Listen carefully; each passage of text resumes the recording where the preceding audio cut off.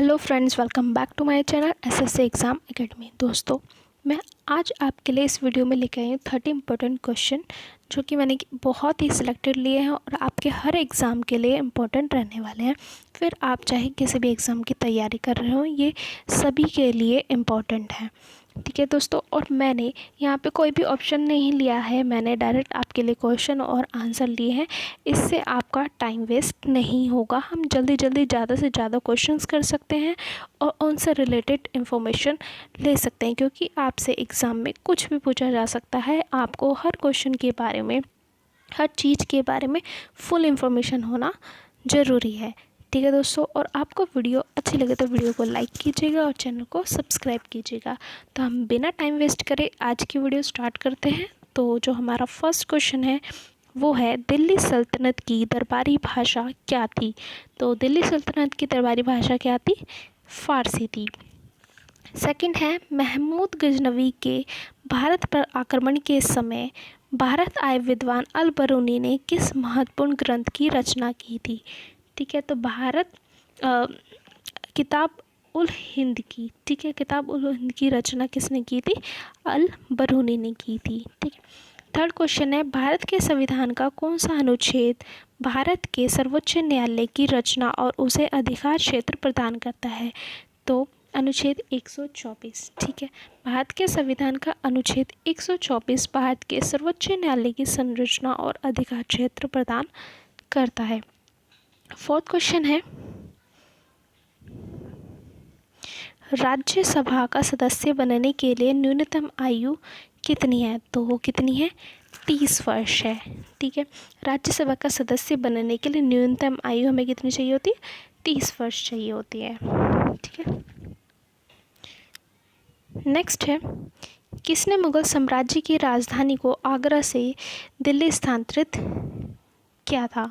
तो क्या था? शाहजहाँ ने। ठीक है, शाहजहाँ ने मुगल साम्राज्य की राजधानी को आगरा से दिल्ली स्थानांतरित किया था।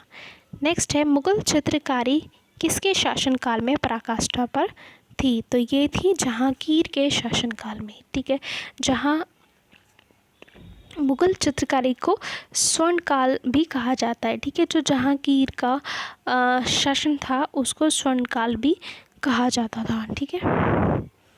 नेक्स्ट क्वेश्चन है हमारा 7th नंबर का, और 7th में है, 1983 में केंद्र राज्य संबंधों पर केंद्र सरकार द्वारा कौन सा आयोग नियुक्त किया गया था? तो ये किया गया था सरकारिया आयोग। ठीक है, 1983 में केंद्र राज्य संबंधों पर केंद्र सरकार द्वारा सरकारी आयोग की नियुक्ति की गई थी। ठीक है। नेक्स्ट है, किस राज्य की कोल्हापुरी चप्पल को जीआई टैग प्रदान किया गया है? तो ये किया गया है महाराष्ट्र और कर्नाटक। ठीक है, महाराष्ट्र और कर्नाटक। ठीक है, ये जो पेटेंट डिज़ाइन और ट्रेडमार्क के महानिदेशक ने महाराष्ट्र और कर्नाटक, ठीक है, महाराष्ट्र और कर्नाटक के एक खास इलाकों में कोल्हापुरियों के लिए जीआई टैग, ठीक है, जीआई टैग की अनुमति दी है। इसके तहत क्या है, महाराष्ट्र और कर्नाटक के चार ठीक है, चार जिलों को कोल्हापुरी चप्पल बनाने में अग्रणी क्षेत्र के रूप में चुना गया है। ठीक है, इन इलाकों में बनी कोल्हापुरी चप्पलों को ही जीआई टैग दिया जाएगा। ठीक है, मतलब कि केवल ये जो 8 इलाके हैं, चार कर्नाटक के और 4 महाराष्ट्र के, इन्हीं में बनाई गई जो कोल्हापुरी चप्पलें होंगी उन्हीं को जीआई टैग दिया जाएगा, वही उसके योग्य होंगी। ठीक है, अब पूछ ले जाए ये इलाके कौन कौन से हैं, ये जो जगह है कौन कौन से ज़िले हैं? तो महाराष्ट्र में है, महाराष्ट्र के कोल्हापुर,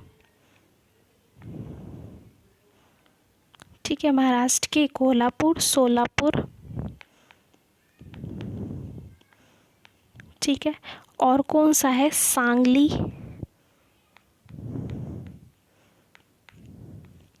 और फोर्थ कौन सा है? सतारा। ठीक है, इन जिलों में जीआई टैग दिया जाएगा। ठीक है, और कर्नाटक के कौन कौन से हैं? धारवाड़, बेलग्राम और बागलकोट,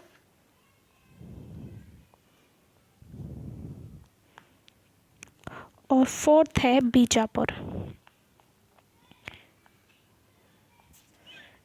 ठीक है, यानी कि महाराष्ट्र के कोल्हापुर, सोलापुर, सांगली और सतारा जिलों में, और कर्नाटक के धारवाड़, बेलग्राम, बागलकोट और बीजापुर जिलों को कोल्हापुरी चप्पल बनाने वाले कारीगरों के लिए संयुक्त रूप से जीआई टैग दिया गया है।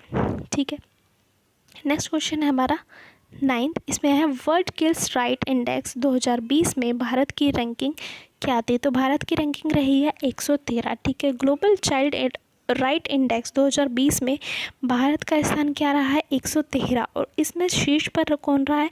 आइसलैंड रहा है। ठीक है, आपसे पूछ लिया जाए कि शीर्ष पर कौन रहा है, फर्स्ट कौन रहा है, तो वो रहा है आइसलैंड, और इंडिया का पूछा जाए तो इंडिया हमारा रहा है 113 रैंक पर। ठीक है, अब आपसे पूछा जाए यहाँ पे एक फुल फॉर्म है HDI का पूर्ण रूप क्या है? तो HDI का पूर्ण रूप क्या है? ह्यूमन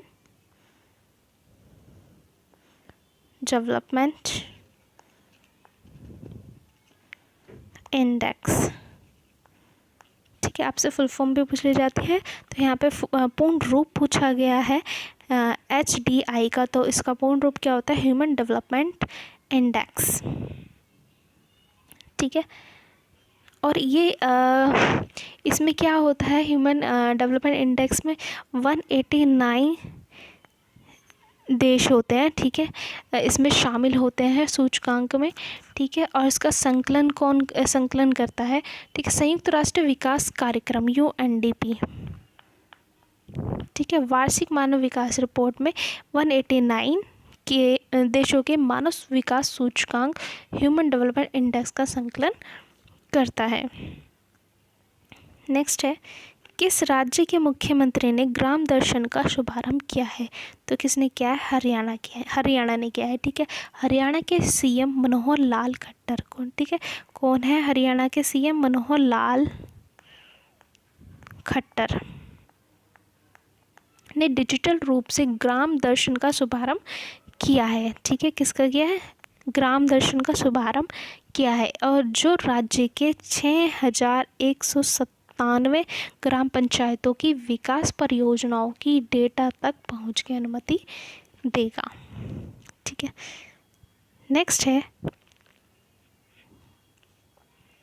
हाल ही में आयकर अपीलीय न्यायाधिकरण कहाँ स्थापित किया गया है? ठीक है, तो ये किया गया है कटक में। ठीक है, प्रधानमंत्री नरेंद्र मोदी ने 11 नवंबर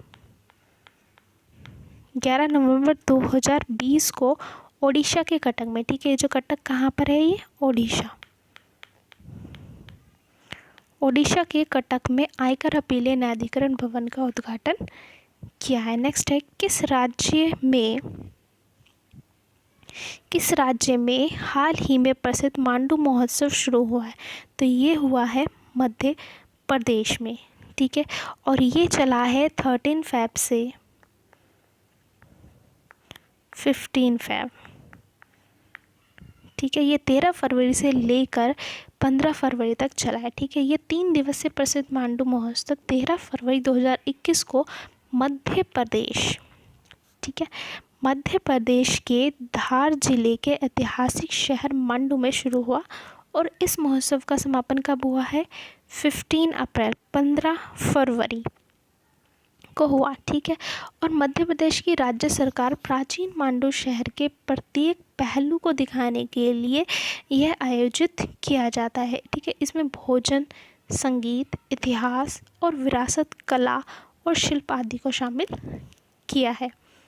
ठीक, नेक्स्ट है, the terrible horrible very bad good news के लेखक कौन है? तो ये है मेघना पंत। ठीक है, ये लेखक, पत्रकार और वक्ता मेघना पंत ने एक नई पुस्तक the terrible horrible very bad good news लिखी है, और इसको अप्रैल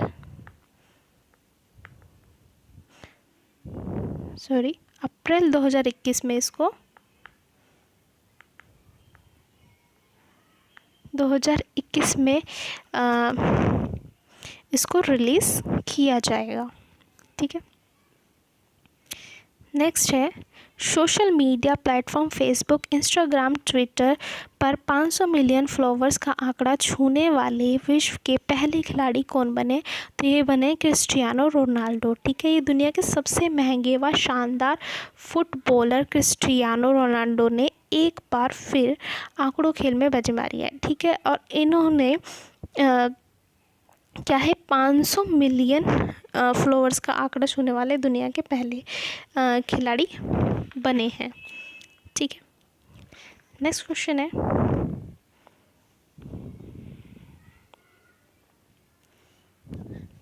प्रधानमंत्री नरेंद्र मोदी ने भारतीय सेना को क्या सौंपा है? तो भारतीय सेना को सौंपा है युद्धक टैंक अर्जुन। ठीक है, प्रधानमंत्री नरेंद्र मोदी ने चेन्नई के जवाहरलाल, ठीक है याद रखेंगे जवाहरलाल, किसके? चेन्नई के जवाहरलाल नेहरू इंडोर स्टेडियम, ठीक है, में एक समारोह में स्वदेशी मुख्य युद्धक टैंक अर्जुन, किसको? इसका पूरा नाम याद रखेंगे MK-1A।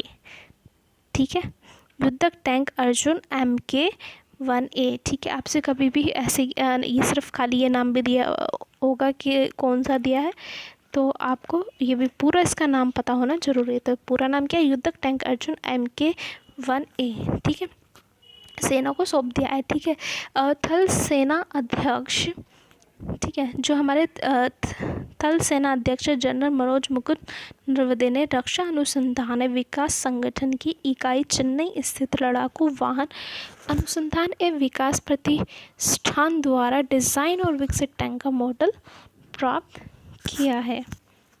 ठीक, नेक्स्ट है,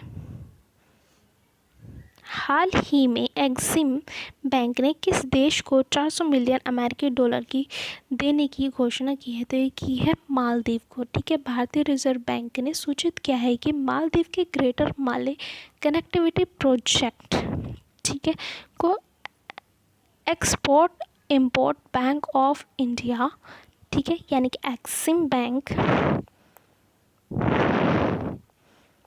से 400 मिलियन डॉलर का फंड मिलेगा। ठीक है, और ये 6.7 किलोमीटर का ग्रेटर माले कनेक्टिविटी प्रोजेक्ट मालदीव का सबसे बड़ा नागरिक इंफ्रास्ट्रक्चर प्रोजेक्ट है। इसमें माले को 3 पड़ोसी द्वीपों विलिंगिली, यहाँ पे लिख देते हो विलिंगिली, ये यहाँ पे जगह का भी नाम याद रखना है, विलिंगिली, गुलीफाहू और चिल्ला फुशी से जोड़ा जाएगा। ठीक है, इन 3 द्वीपों से जोड़ा जाएगा।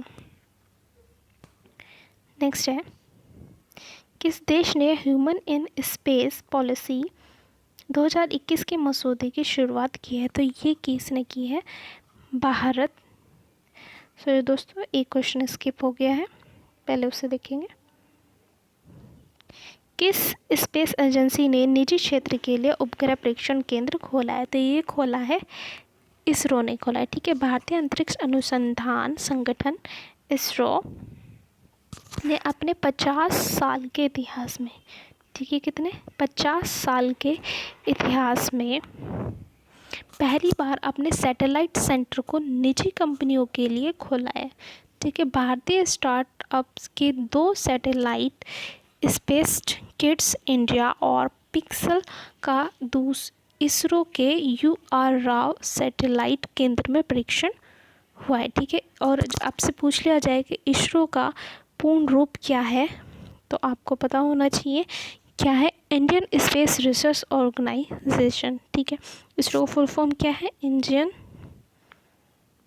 Space research organisation. आपसे काफ़ी बार इसकी फुल फॉर्म पूछ ली जाती है, तो आपको इसकी फुल फॉर्म पता होनी चाहिए। ठीक है, और इसकी स्थापना कब हुई थी? इसकी स्थापना हुई थी 9 में, ठीक है। और आपसे पूछ लिया जाए कि इसका हेडक्वार्टर कहाँ पर है, तो इसका हेडक्वार्टर कहाँ पर है, बेंगलुरु में है, ठीक है। कहाँ है, बेंगलुरु में, ठीक है। और आपसे अगर जो इसके अध्यक्ष पूछे जाए तो अध्यक्ष कौन है, के सिवन कौन है, इसके अध्यक्ष हैं, ठीक है। तो ये सारी चीज़ें याद रखेंगे। नेक्स्ट क्वेश्चन है, किस देश ने ह्यूमन इन स्पेस पॉलिसी 2021 के मसौदे की शुरुआत की है, तो ये किसने की है, भारत ने की है, ठीक है। इसरो ने हाल ही में ह्यूमन स्पेस पॉलिसी 2021 के मसौदे का अनावरण किया है, ठीक है। यह नीति मानव अंतरिक्ष कार्यक्रम के लिए प्रौद्योगिकी के निर्माण के लिए स्टार्टअप और स्थानीय उद्योग की सहायता करने का प्रयास करती है, ठीक है। इसरो ने मिशन के लिए एक 2 दिवसीय टीम भी गठित की है, ठीक। नेक्स्ट है, हड़प्पा सभ्यता का सर्वाधिक मान्यता प्राप्त काल है, तो ये कौन सा है, 2500 ईस्वी पूर्व से लेकर 1700 ईस्वी पूर्व तक, ठीक है। रेडियो कार्बन C14, ठीक है, याद रखेंगे, रेडियो कार्बन C14 जैसी नवीन विश्लेषण पद्धति के द्वारा सिंधु सभ्यता का सर्वमान्य तिथि जो है वो कितनी है, 2500 ईसा पूर्व से लेकर 1750 ईसा पूर्व मानी गई है, ठीक है। और जो सिंधु सभ्यता की खोज किसने की थी, राय बहादुर दयाराम साहनी ने की थी, ठीक है। आपसे इसके पूछ लिया जाता है कि इसकी खोज किसने की थी, तो किसने की थी, राय बहादुर दयाराम साहनी।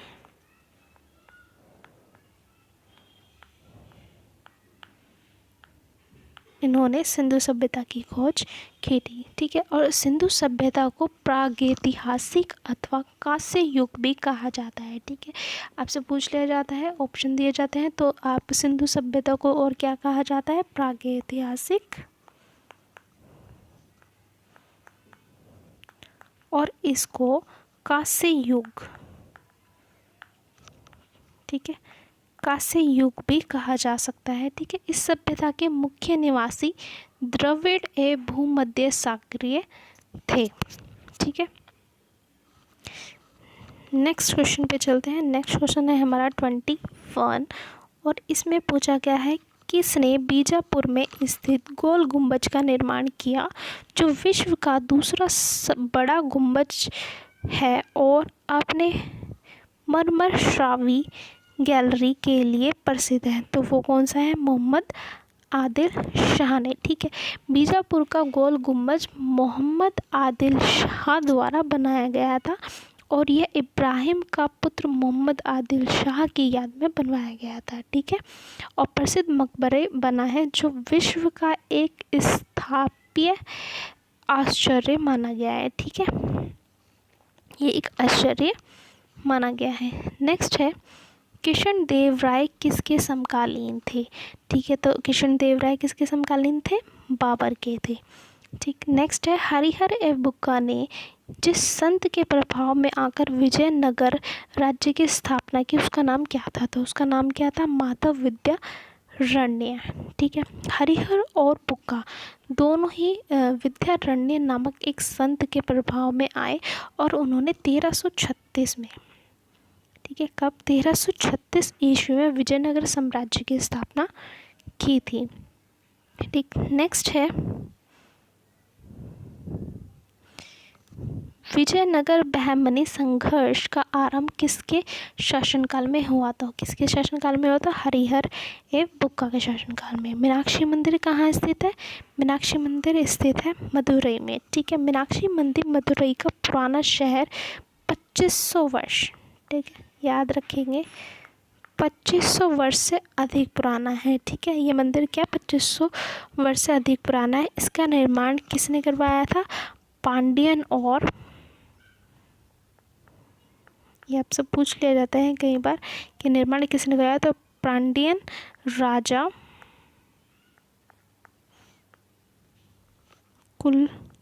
कुलशेखर ने 6वीं शताब्दी में, ठीक है, 6वीं शताब्दी में कराया था, ठीक। नेक्स्ट है, विजयनगर साम्राज्य की स्थापना कब हुई थी? तो ये हुई थी 14वीं शताब्दी में। ठीक है, विजयनगर साम्राज्य 1336 से 1646। ठीक है, मध्यकालीन दक्षिण भारत का एक साम्राज्य था। इसके राजाओं ने 310, ठीक है, 310 वर्ष राज किया। इसका वास्तविक नाम कर्नाटक साम्राज्य था। इसकी स्थापना हरिहर एवं बुक्का रायन नामक 2 भाइयों ने की थी। ठीक है, नेक्स्ट क्वेश्चन की ओर चलते हैं। नेक्स्ट क्वेश्चन है हमारा, कौन सी मात्रा जड़त्व का माप है? तो है द्रव्यमान। ठीक है, द्रव्यमान किसी पदार्थ का वह मूल गुण है जो उस पदार्थ के त्वरण का विरोध करता है। द्रव्यमान से हमें किसी वस्तु का वजन और गुरुत्वाकर्षण के प्रति उसके आकर्षण या शक्ति का पता चलता है। नेक्स्ट है, पारसेक इकाई है, क्या है? दूरी की। ठीक है, पारसेक दूरी की खगोलीय इकाई है। यह 31 ट्रिलियन, कितने? 31 ट्रिलियन किलोमीटर के लगभग होती है। ठीक है, नेक्स्ट है, एल्यूमेन किसका मात्रक है? तो ये है ज्योति फ्लक्स का। ठीक है, ज्योति फ्लक्स एक ऐसी राशि है जो किसी प्रकाश स्रोत की कुल गति, यानी कि गति मीन्स क्या? चमक। ठीक है, या ये कहें टोटल ब्राइटनेस उत्पन्न करने की क्षमता को व्यक्त करती है। ठीक है, ज्योति फ्लक्स को एक स्वेच्छक मात्रक एल्यूमेन में व्यक्त किया जाता है। ये ज्योति फ्लक्स का SI मात्रक है। ठीक, और आज की हमारी वीडियो का ये लास्ट क्वेश्चन है। ये है, क्यूरी किसकी इकाई है? तो ये है रेडियो एक्टिव धर्मिता की। ठीक है, रेडियो एक्टिव धर्मिता या रेडियो धर्मिता वह प्रक्रिया है जिसमें एक अस्थिर परमाणु अपने नाभिक से आयनकारी विकिरण के रूप में ऊर्जा फेंकता है। ऐसे पदार्थ जो स्वयं ही ऐसी ऊर्जा निकालते हों विकिरणशील या रेडियोधर्मी कहलाते हैं। ठीक है दोस्तों, तो आज की हमारी वीडियो यहीं समाप्त होती है। और आपको वीडियो अच्छी लगी हो तो वीडियो को लाइक कीजिएगा और चैनल को सब्सक्राइब कीजिएगा। और आप इस क्वेश्चन सीरीज़ को अपने दोस्तों तक ज़रूर पहुंचाइए ताकि उनको भी हेल्प मिल सके। आप अपने जो भी दोस्त हैं आपके, जो भी आपकी तरह कंपटीशन की तैयारी कर रहे हैं, उनको शेयर कीजिए। ठीक है दोस्तों, हम मिलते हैं हमारी नेक्स्ट वीडियो में। Take care, bye bye.